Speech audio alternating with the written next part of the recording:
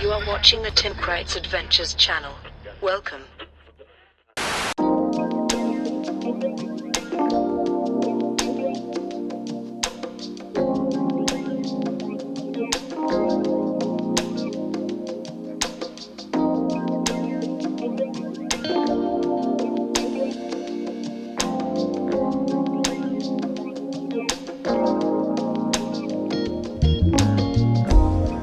You know, there are a lot of people out there that'll tell you straight up that owning 6 motorcycles is just too many. And those people are wrong. What's happening, everybody? Tim Kreitz here. If you've been following on Instagram or Facebook, you've already seen this, but I just wanted to do a video about it, show you guys what's up. I picked up this 2005 Suzuki Bandit 1200S. It's low miles. I got a honey of a deal on it. It's been a terrible year, and sometimes you just need to buy yourself a motorcycle to make yourself feel better about the world in general, and this is helping a little bit. For those of you who watch the channel regularly or follow me on social media, you know that my buddy Roger has a 98 model Bandit, and he's had that bike for, I guess, almost 20 years now. He bought it slightly used, and I've always liked that bike. I've ridden alongside him so many times over the years, and finally this just sort of fell into my lap for a really good price, and I had to have it. What can I say? It's low miles. It was a really, really good deal, and it's been very well taken care of. In fact, I've been able to partially trace back the ownership of this bike. 2 of the owners I've known personally and who had the bike for a long time.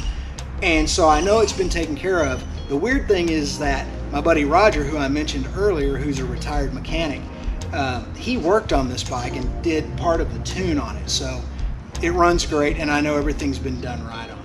Things that are not stock on the bike, let's talk about that.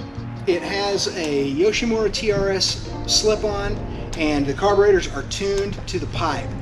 These are not made anymore. In fact, this is kind of a highly sought after pipe. These were the tri-ovals, and not only is this one in great shape, I can't really find a significant scratch on it. Outside of normal wear, it really shines. It also has steel braided brake lines and steel braided hydraulic lines on the clutch, which is pretty neat. These brake lines really do help with braking efficiency and braking action, so I'm glad that one of the previous owners, I'm not sure which one, decided to put them on. These are the exact same brakes front and back that are on my Kawasaki ZRX 1200R, and this bike, despite the fact that it weighs a little bit more, feels like it brakes a little bit better, so that's cool. The engine, what can I say? It's a proven engine. This is the old 80s GSXR 1100 engine that they punched out from 1127 to 1157 to do this bike, and it's bulletproof. It made about 100 horsepower stock, and with this tune it's probably making somewhere around 110. Torque wise, up in the 80s somewhere, so it's just a monster, especially for the type of bike it is and from the era it came from. Super pleased with the engine. In fact, this 2nd generation Bandit engine is one of the reasons I wanted the bike so bad. These are classic engines. There's plenty of parts available for them, and everybody who's into Suzukis wants some version of this engine. There is one major drawback to this motorcycle that I have noticed over the last few hundred miles I've ridden it. It's a pretty serious thing, and I'm not exactly sure how to address it or what's available for it, but nobody can see me coming on this bike. I know how drivers act. If you have any amount of appreciable experience as a motorcyclist, you know when people in traffic can see your motorcycle, when they're noticing you, when they're noticing the bike, and when they're not. There's something about this bike that makes it less noticeable than my other bikes, and I think the headlights are part of it. When this thing is on low beam, the low beam light in the daylight, it's really hard to see. I may need to go in and change out the lenses. That may be part of it. They look a little bit cloudy, but they should still be brighter.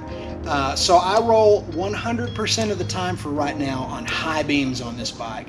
That seems to help, but even still, I just have to be more mindful on this motorcycle because for some reason, visibility due to either design or the lights or whatever is lower. The bike ride's great, but it is what it is. It's an old school naked muscle bike, so don't be thinking you're going to be getting an R6 or something like that. It's not going to happen. It's not what it feels like from a handling standpoint or a braking standpoint or even a power delivery standpoint. These bikes are their own thing, and you either get them or you don't. You like them or you don't. The mirrors on this thing look pretty weird. I'm not entirely sure I'm going to keep them, but if I do, the reason I will have kept them on the bike is because they work really well. And being big and gangly as they are, they do fold in, which makes it easy for moving the bike around and that sort of thing. Also, if I ever decide I want to take this thing to the drag strip and bracket race it, I can fold those mirrors in. It's, you know, saves a little bit of aerodynamics, but you don't really buy these bikes for aerodynamics anyway. I'll probably just leave the stock mirrors on.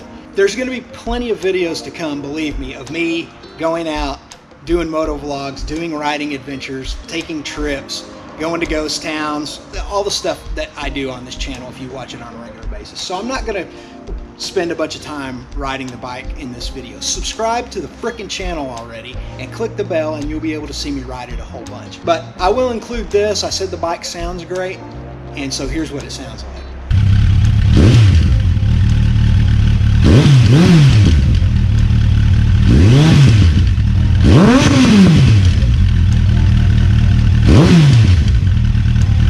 Anyway, that'll do it for this episode. You guys, thanks for tuning in, and plenty of riding videos to come on this thing. We will see you next time on the Bandit on Tim Kreitz Adventures.